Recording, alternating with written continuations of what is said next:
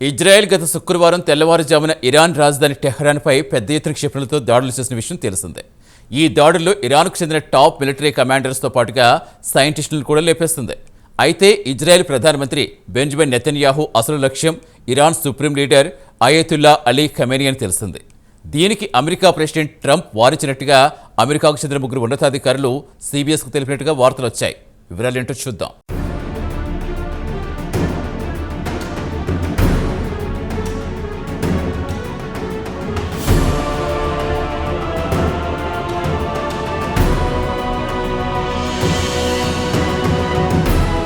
Israel గత శుక్రవారం నాడు ఇరాన్ రాజధాని టెహ్రాన్పై పెద్ద ఎత్తున మిసైల్స్ ప్రయోగించింది. టాప్ మిలిటరీ కమాండర్లతో పాటు న్యూక్లియర్ సైంటిస్టులను కూడా చంపేసింది.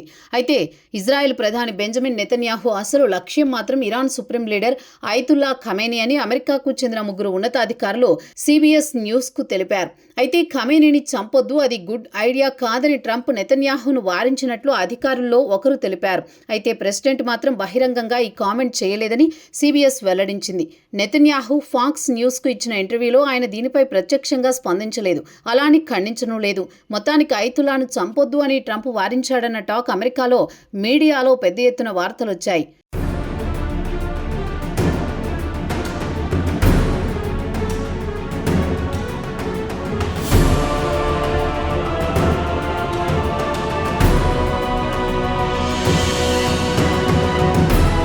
దీనిపై మీడియా ఇజ్రాయెల్ ప్రధానిని ప్రశ్నిస్తే తనను ఈ అంశంలోకి లాగొద్దని కామెంట్ చేశారట. అయితే తమకు ఏది మంచి అనిపిస్తే దాన్ని ఖచ్చితంగా అమలు చేస్తామన్నారు నెతన్యాహు. అలాగే అమెరికా కూడా తమ దేశానికి ఏది మంచి అనిపిస్తే దాన్నే అమలు చేస్తుంది, దానికి మించి తననేమీ అడగొద్దు అన్నారు.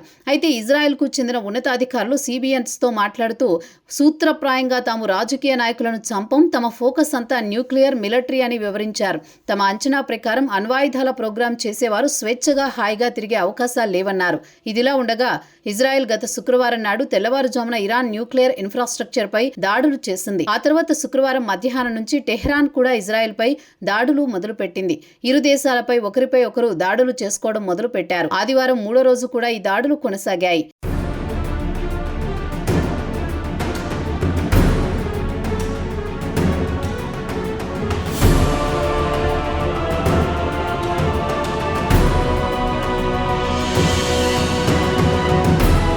ఇక ట్రంప్ తన సోషల్ మీడియా ట్రూత్లో ఒక పోస్ట్ పెడుతూ మిడిల్ ఈస్ట్లో పరిస్థితులు తీవ్ర ఉద్రిక్తతగా మారాయి, ఇరాన్ ఇజ్రాయెల్ కలిసి ఒక ఒప్పందానికి రావాలని కోరారు. ఇరు దేశాల మధ్య ఉద్రిక్తతలను తగ్గించడానికి కావాలనుకుంటే తాను మధ్యవర్తిత్వం వహిస్తానని చెప్పారు. ఇండియా పాకిస్తాన్ల మధ్య కాల్పుల విరమణకు తాను చొరవ తీసుకున్నట్టు ఇరాన్ ఇజ్రాయెల్ మధ్య ఉద్రిక్తతలను తగ్గించగలనని అన్నారు. ఇక ట్రంప్ G7 దేశాల సదస్సుకు కెనడాకు వెళ్లడానికి ముందు మీడియాతో మాట్లాడుతూ ఈ విషయం చెప్పారు. ఇజ్రాయెల్కు తమ మద్దతు కొనసాగుతుందన్నారు.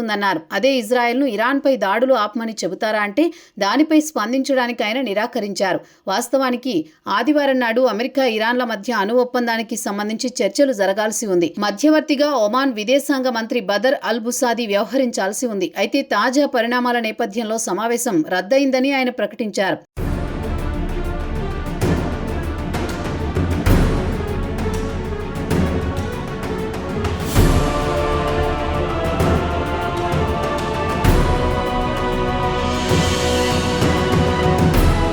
తాజా పరిణామాల క్రమంలో ఇరాన్, ఖతర్, ఒమాన్తో మాట్లాడుతూ ఇజ్రాయెల్ తమపై దాడులు చేస్తుంటే కాల్పుల ఒప్పందానికి తామెలా అంగీకరిస్తామని ఆదివారం నాడు ప్రశ్నించినట్లు రాయిటర్స్ వార్తా సంస్థ వెల్లడించింది. ఇదిలా ఉండగా ట్రంప్ శనివారం నాడు ఇజ్రాయెల్, ఇరాన్పై దాడుల గురించి ప్రస్తావిస్తూ ఈ దాడులతో తమకు సంబంధం లేదని ప్రకటన ఇచ్చి తప్పించుకున్నారు. అయితే ఒకవేళ ఇరాన్ తమపై ఏ రూపంలో అయినా దాడులు చేస్తే అమెరికా ఆర్మీ గట్టిగా బుద్ధి చెబుతుందని, పూర్తి బలాన్ని ప్రయోగించి గతంలో ఎన్నడూ చూడని విధంగా తమ దెబ్బ ఉంటుందని హెచ్చరించారు ట్రంప్. ఇక ఇవన్నీ పక్కన పెడితే ఇజ్రాయెల్ దాడుల తర్వాత ఇరాన్ పౌరుల జీవితాలు దుర్భరంగా మారిపోయాయి. ఏ ఒక్కరిని కదిలించినా తాము సురక్షితంగా లేమని చెబుతున్నారు. గత 3 రోజుల నుంచి ఇజ్రాయెల్ ఎడతెరిపి లేకుండా టెహ్రాన్పై మిసైల్స్తో దాడులు చేస్తుంటే టెహ్రాన్ నుంచి ఎలాగైనా తప్పించుకుని ఇతర ప్రాంతాలకు వెళ్లాలని చూస్తున్నారు.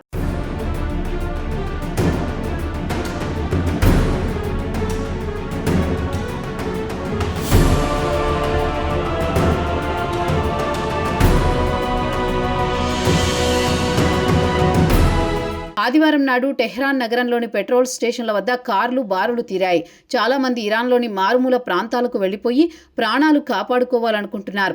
అయితే టెహ్రాన్ నుంచి తప్పించుకుని పారిపోవాలంటే భారీ ట్రాఫిక్ జామ్లతో ముందుకు వెళ్లలేకపోతున్నారు.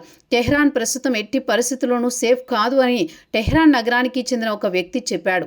నగరంపై క్షిపణులు పడుతుంటే ఎలాంటి అలారంలు లేవు, వార్నింగులు లేవు. పేలుళ్ల శబ్దాలు విని ఎక్కడికి పరుగులు తీయాలో అర్థం కాక భయంతో వణికిపోతున్నామని చెప్పారు.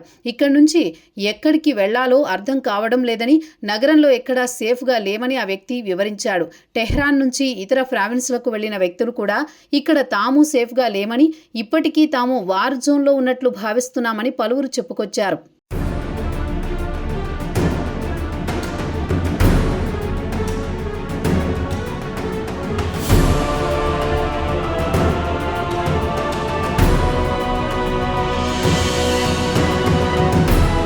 ఈ యుద్ధం తాము కోరుకోలేదు. అలా అని తాము ఇటు ఇరాన్ అటు ఇజ్రాయెల్ను సమర్థించను, తాను తన కుటుంబంతో కలిసి బతకాలనుకుంటున్నానని టెహ్రాన్ నగరవాసి ఒకరు చెప్పాడు. గత శుక్రవారం నాడు ఇజ్రాయెల్ గతంలో ఎన్నడూ లేని విధంగా టెహ్రాన్లో వైమానిక దాడులు చేసింది. దీనికి ప్రతీకారంగా ఇరాన్ ఇజ్రాయెల్పై క్షిపణులను ప్రయోగించింది.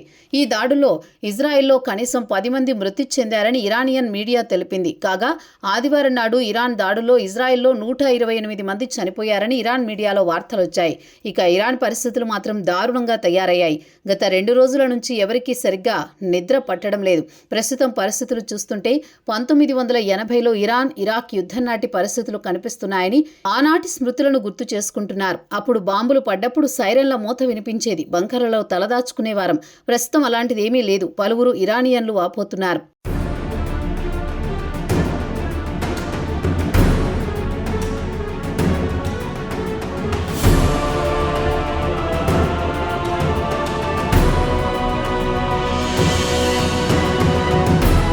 ఇరాన్ ఇరాక్ యుద్ధం తర్వాత పుట్టిన వారికి, యువతకు ప్రస్తుతం జరుగుతున్న యుద్ధం గురించి అంతా కొత్తగా అనిపిస్తోంది. ప్రతి ఒక్కరూ టెహ్రాన్ నుంచి చిన్న గ్రామాలకు, పట్టణాలకు ఎక్కడికైనా వెళ్లిపోవాలనుకుంటున్నారు. అయితే పాత పరిచయాలు, బంధువులు, మిత్రులను విడిచి వెళ్లాలంటే కాస్త బాధగా ఉందని స్థానికులు చెబుతున్నారు.